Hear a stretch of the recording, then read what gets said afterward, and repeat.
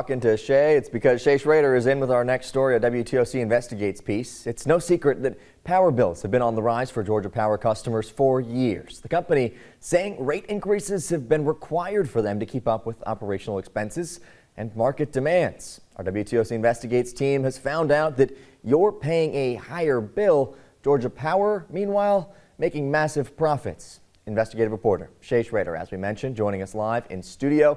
Shay, you've been going through Georgia Power's financial filings. Yeah, Tyler, and what I found is that Georgia Power made a staggering $2.5 billion in 2024, an increase of 40% since residential power rates went up in 2022. But while the company is making that kind of money, it's putting a financial strain on many customers who have no choice but to pay the bill or get their lights cut off. I feel like this whole thing is a highway robbery in the first degree. Marilyn Jackson is a Georgia Power customer by default.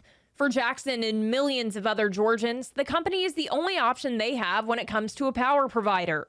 Georgia Power has raised its rates multiple times since its 2022 base rate case, which is a formal process the company goes through to ask for approval to raise rates. How does Georgia Power justify continuing to raise power bills on people that feel like they don't have much more to give? Since a lot of people will say, rates have doubled, rates have gone up dramatically.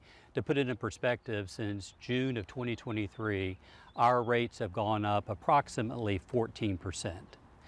What you also have, in addition to rates, is utilization, how much power is used. Mock says the increases are needed to fund infrastructure and cover rising fuel costs and environmental regulation compliance. However, Securities and Exchange Commission filings from the company show growing profits. In 2024, Georgia Power made $2.5 billion in profit, an increase of $730 million since residential rates went up in 2022. While those profit margins have skyrocketed, so has customers' need for help paying their bills. You don't get to serve all the people in the community who need it. Terry Tolbert is the executive director of the Economic Opportunity Authority in Chatham County, which has an energy assistance program for low-income residents. We've had mothers with small children, elderly people, men who've lost their jobs, were literally cry because they didn't know what to do.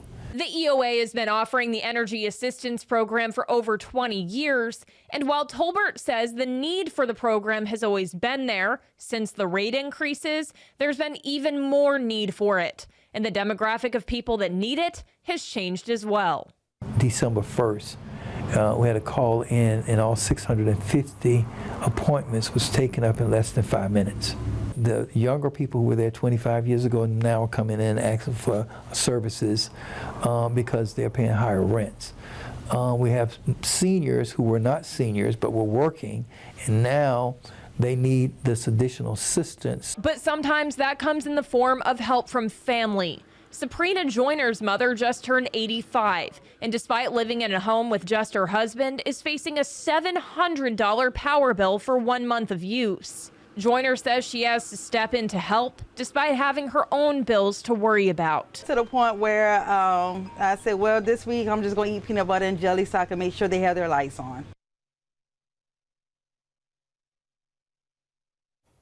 Mock from Georgia Power adds that the company has also seen an increase in people needing their energy assistance programs, and that in 2024 alone, they connected 155,000 households with $43 million in aid.